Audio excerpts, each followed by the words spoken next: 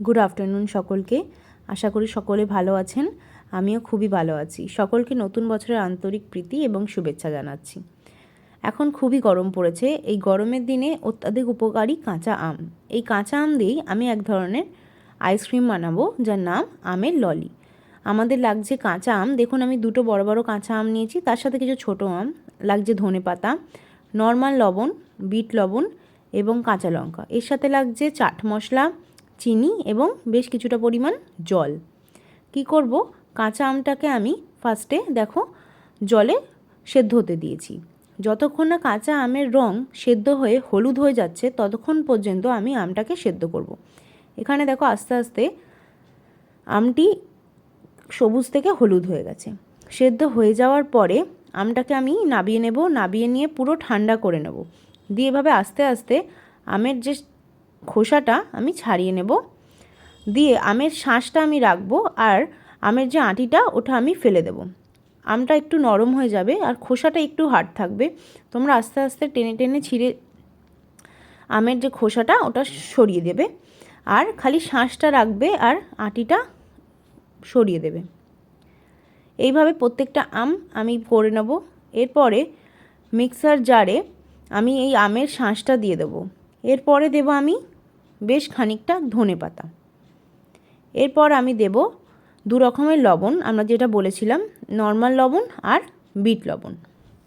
এর সাথে আমি দিয়ে দিয়েছি দুটি কাঁচা লঙ্কা এবং বেশ কিছুটা জল ও চিনি দিয়ে আমরা এই মিক্সিতে এটাকে ভালো করে মিক্স করে নেব।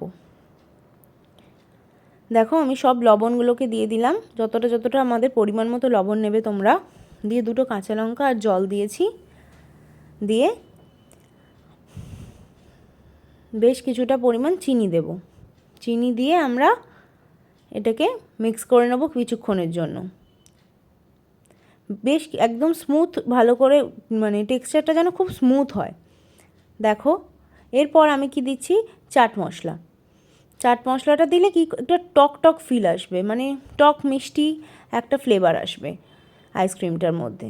দিয়ে দেখো আমি ওটাকে পুরোপুরি স্মুথ টেক্সচার যখন হয়ে যাবে তখন এরকম প্লাস্টিকের গ্লাসে ঢেলে দিয়েছি। দিয়ে রাংতা ছিল আমার কাছে, রাংতা দিয়ে ওপরটা ঢেকে দিয়েছি, আর স্ট্র ছিল, স্ট্র দিয়ে আমি আইসক্রিমের ডান্ডিটা করেছি। আমার কাছে আইসক্রিমের মোল্ড না থাকায় আমি এটি ব্যবহার করেছি। তোমাদের কাছে আইসক্রিমের মোল্ড থাকলে তোমরা আইসক্রিমের মোল্ডটাও ইউজ করতে পারো। দেখো 8 ঘন্টা ডিপ ফ্রিজে রাখার পর আমার আমের ললি কিন্তু রেডি হয়ে গেছে। অত্যন্ত সুস্বাদু হয়েছে এবং গরমের দিনের জন্য একদমই উপযোগী। এটা খেলে তোমাদের শরীরে লু লাগার ভয়ও থাকবে না। শরীরের জন্য অত্যন্ত উপযোগী এটা আমের ললি। আমি কি করেছি, প্লাস্টিকের গ্লাস ছিল আমার কাছে, আর প্লাস্টিকের গ্লাসটাকে মাঝখান দিয়ে কেটে দিয়েছি, দিয়ে ওর মধ্যে আমের ললিটা দিয়ে ওর মধ্যে দেখো একটা করে স্ট্র লাগিয়ে দিয়েছি। তোমাদের যদি আইসক্রিমের মোল্ড থাকে তোমরা সেখানেও করতে পারো, সেখানে আরও ভালো হবে। আমার কাছে না থাকায় আমি এই টেকনিকটা ইউজ করেছি। আরও একটা পদ্ধতিতেই আমের ললি আমরা ইউজ করতে পারি। দেখো আমি কি করেছি, একটা কাঁচের গ্লাসে জল নিয়েছি, ঠান্ডা জলও নিতে পারো, নর্মাল জলও নিতে পারো, তোমরা যেটা প্রেফার করবে।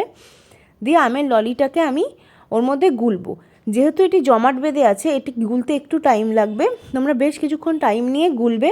তোমাদের যদি মনে হয় একটু চিনি আর একটু লবণ দিতে পারো, যেহেতু এটি জলের মধ্যে গুলছি তাই একটু চিনি এবং লবণ দিতে পারো। দিয়ে বেশ কিছুক্ষণ গুলে নেওয়ার পর আমাদের কিন্তু এটি আমের শরবত রেডি হয়ে কীভাবে গুলে গেছে আমের ললিটা এর মধ্যে। এই গরমে রোদের হাত থেকে বাঁচতে এই আমের ললি কিন্তু অত্যাধিক উপযোগী। তোমরা চাইলে ট্রাই করতে পারো, আর ট্রাই করলে আমাকে অবশ্যই লিখে জানিও তোমাদের কেমন লাগলো। ঠিক আছে, আমের ললি জানিও কিন্তু।